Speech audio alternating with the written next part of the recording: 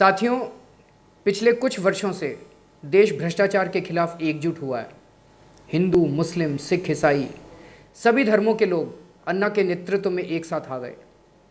गंदी राजनीति करने वाले नेताओं को ये बर्दाश्त नहीं हो पा रहा है। ये इस एकता को तोड़ने की कोशिश करेंगे ताकि इनका भ्रष्टाचार चलता रहे। मैंने अभी कुछ दिन पहले मुसलमान बहनों भाइयों के नाम एक पत्र लिखा था। उस पत्र में मैंने ये लिखा था कि किस तरह से पिछले 65 सालों से कांग्रेस पार्टी इस देश के मुसलमानों को अपना बंधुआ वोटर बना के रखे हुए है। बीजेपी आ जाएगी, बीजेपी आ जाएगी, ये डर दिखा के कांग्रेस मुसलमानों से वोट लेती रहती है। एक तरफ कांग्रेस ने मुसलमानों को अपना वोट बैंक बना रखा है और दूसरी तरफ बीजेपी हिंदुओं में मुसलमानों के प्रति नफरत फैला के अपना वोट बैंक बनाने की कोशिश करती रहती है। ना आज तक कांग्रेस ने मुसलमानों का कोई भला किया और ना बीजेपी ने हिंदुओं का कोई भला किया। कांग्रेस, बीजेपी और कुछ और पार्टियां पूरी राजनीति हिंदुओं और मुसलमानों के बीच जहर घोलने पर चलाती हैं। जितना हिंदुओं और मुसलमानों के मन में एक दूसरे के खिलाफ जहर पैदा होगा, उतनी ही इन पार्टियों की राजनीति चमकेगी। इस नफरत की राजनीति को खत्म करने और दोनों कौमों के बीच अमन और चैन कायम करने के लिए आम आदमी पार्टी बनी है। यही बात करने के लिए मैंने वो चिट्ठी लिखी थी मुसलमान भाइयों को। कई साथियों ने उस पत्र की तारीफ की है। उन्होंने उस पत्र की भावना को भी समझा और उसके मकसद को भी समझा है। हिंदुओं और मुसलमानों के बीच में अमन और शांति का माहौल पैदा करने की इस नई राजनीति की पहल का उन्होंने स्वागत भी किया है। लेकिन कुछ साथियों ने कुछ प्रश्न भी उठाए हैं। आज मैं उन प्रश्नों के जवाब देने की कोशिश करूंगा। एक मेरे से ये प्रश्न पूछा गया है कि मैंने मुसलमानों के लिए अलग से पत्र क्यों लिखा। मेरा जवाब है कि इसमें गलत क्या है। अगर इस पत्र के जरिए मैं हिंदुओं और मुसलमानों के बीच अमन और शांति कायम करने की कोशिश कर रहा हूं, तो इसमें क्या गलत है। अगर मैं मुसलमानों को कांग्रेस की वोट बैंक की राजनीति के चंगुल से मुक्त कराने की अपील करता हूं, तो इसमें गलत क्या है। इसके पहले मैंने दिल्ली के व्यापारियों के नाम भी चिट्ठी लिखी थी। व्यापारियों को भारतीय जनता पार्टी ने आज तक अपना वोट बैंक बना के रखा हुआ है, लेकिन उनके लिए किया कुछ भी नहीं। इसके पहले मैंने वाल्मीकि समाज के लिए भी चिट्ठी लिखी थी। वाल्मीकि समाज को आज तक कांग्रेस ने अपना वोट बैंक बना के रखा हुआ है, लेकिन उनके लिए किया कुछ भी नहीं। इसके पहले मैंने दिल्ली के झुग्गीवासियों के नाम भी एक पत्र लिखा था। इन्हें कांग्रेस ने अपना वोट बैंक बना के रखा हुआ है, लेकिन इनको कभी आगे नहीं बढ़ने दिया। समाज के अलग अलग तबकों को पत्र लिखकर मैं इन पार्टियों की गंदी वोट बैंक की राजनीति से लोगों को आगाह करना चाहता हूं। जब मैंने व्यापारियों को पत्र लिखा, वाल्मीकि समाज को पत्र लिखा, ऑटो वालों को पत्र लिखा, झुग्गी वालों को पत्र लिखा, तब तो किसी ने कुछ नहीं कहा। लेकिन जैसे ही मैंने मुसलमानों के नाम पत्र लिखा तो तुरंत कुछ साथियों ने इसका विरोध किया। उन साथियों का कहना है कि मैंने धर्म को आधार बना के पत्र क्यों लिखा। साथियों, ऐसा मैंने इसलिए किया क्योंकि दूसरी पार्टियां धर्म को आधार बना के ही जहर घोल रही हैं। अगर वो हिंदू और मुसलमान के बीच जहर घोलती हैं तो हमें हिंदू और मुसलमान के बीच ही तो एकता की बात करनी पड़ेगी। किसानों और मजदूरों के बीच में एकता की बात थोड़ी करेंगे। अलग अलग धर्मों के लोगों को अपील करके ये तो कहना ही पड़ेगा कि इनकी जहरीली बातों में मत आओ और सब एक साथ रहो, भाईचारे के साथ रहो। कुछ दिन पहले मैं मुंबई गया था, कुछ महीने पहले। जैसे मैं एयरपोर्ट पर उतरा, एक साथी ने आके मेरे को टोपी पहना दी जिस पे मराठी में लिखा था मी आम आदमी आहे, मतलब कि मैं आम आदमी हूँ।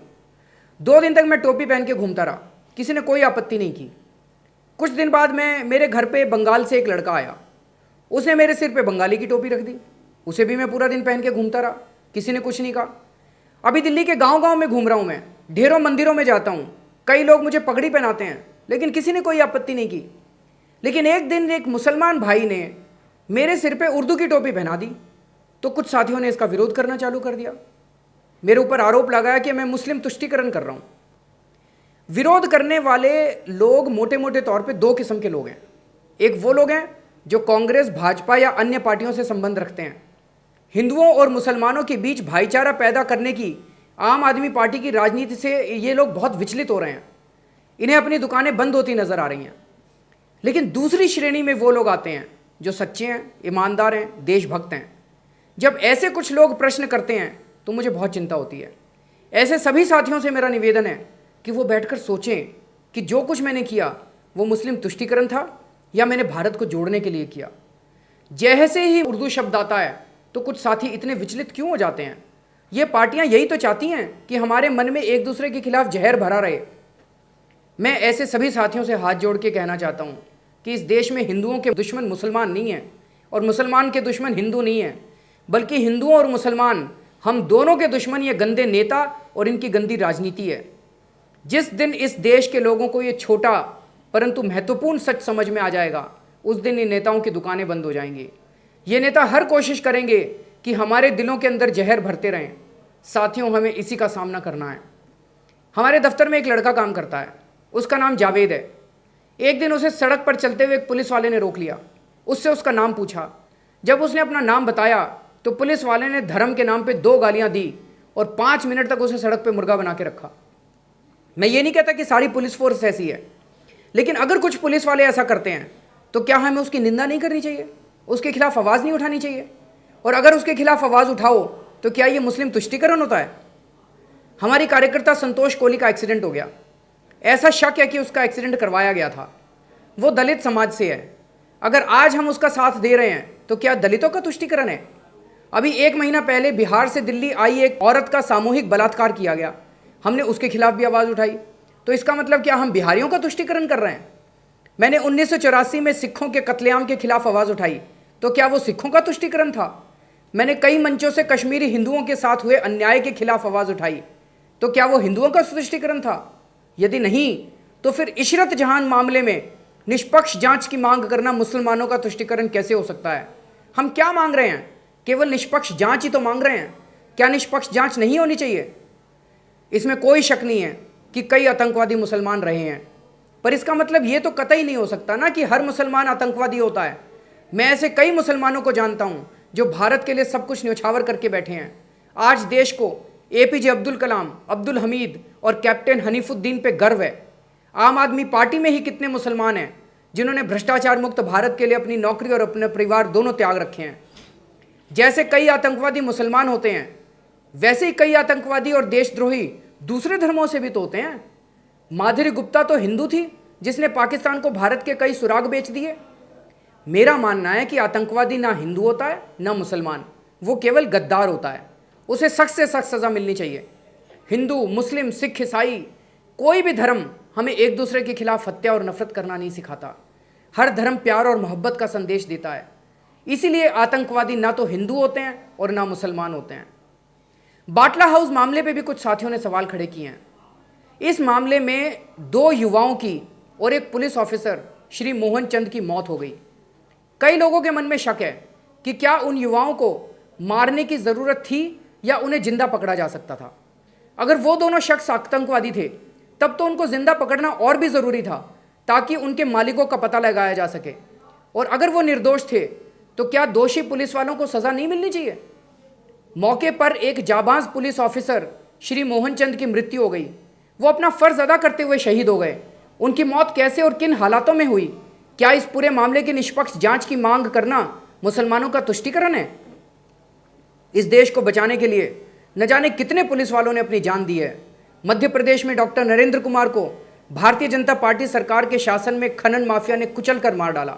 उत्तर प्रदेश के कुंडा जिले में DSP जियाउल हक को एक नेता के समर्थकों की उपद्रव भीड़ द्वारा हत्या करवा दी गई। आम आदमी पार्टी ने इन मामलों में आवाज़ उठाई।